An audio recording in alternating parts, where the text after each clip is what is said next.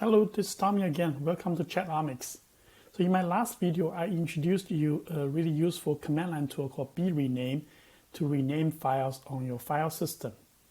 But there's one thing that I actually want to forget to mention is about the path of those executables.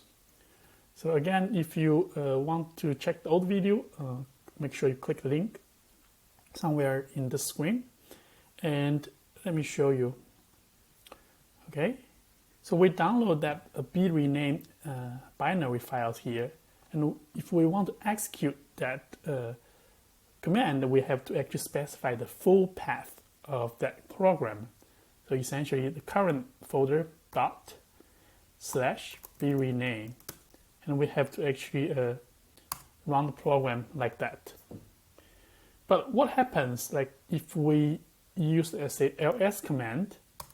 You don't actually have to type the full path of this ls command. So you can use, for example, where is ls? Actually, this ls command is executable in this folder /bin/ls. So actually, if you do look at ls/bin, and you'll see there are many executables there, including like remove command, pwd command, those like move command, those are regular commands there. So what Unix system does is that it actually will search a certain path that you specify or stored in this variable called path. So you can actually check the path variable by using echo command and $path, capital path. And you'll see, okay, those are actually all the paths that are stored in this variable. And if you look carefully and you see /bin is one of them. So by the way, they are actually separated by those columns.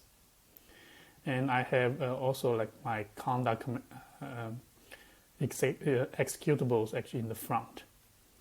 So what a Unix system does is actually will search all the folders here specified in this variable and will find that command.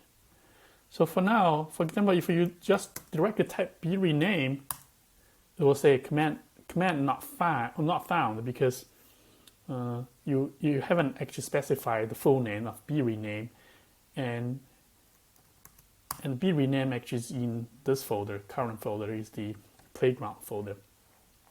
So to avoid typing the full path of a particular program, what we can do, we can actually modify this path variable, and you can do that by modifying the bash rc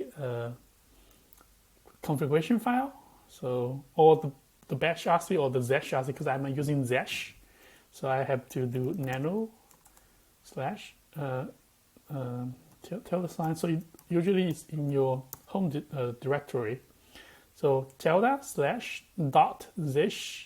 rc or bash rc. So depending on what kind of shell are you using.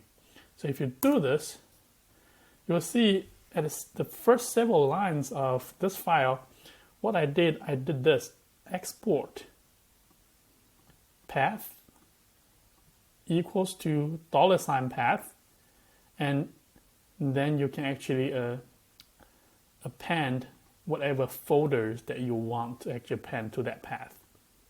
So for example, now if I have a program that's in the home directory and then /bin, if I put the program there, and the Unix system will find it.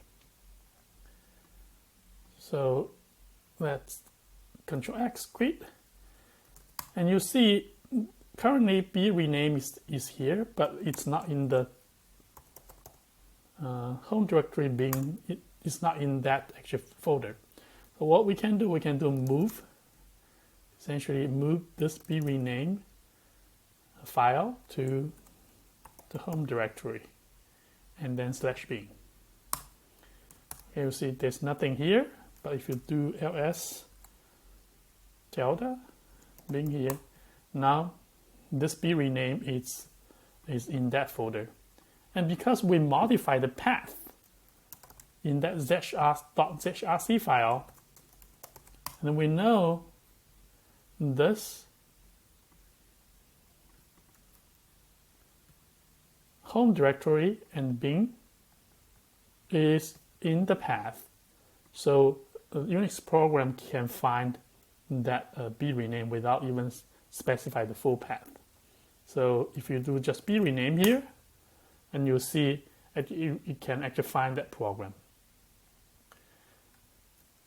Of course, you can always specify the full name, full path of any program, right? User / Tommy10 bin, and maybe like CSVTK is a different program. If you do that, you print out all the help.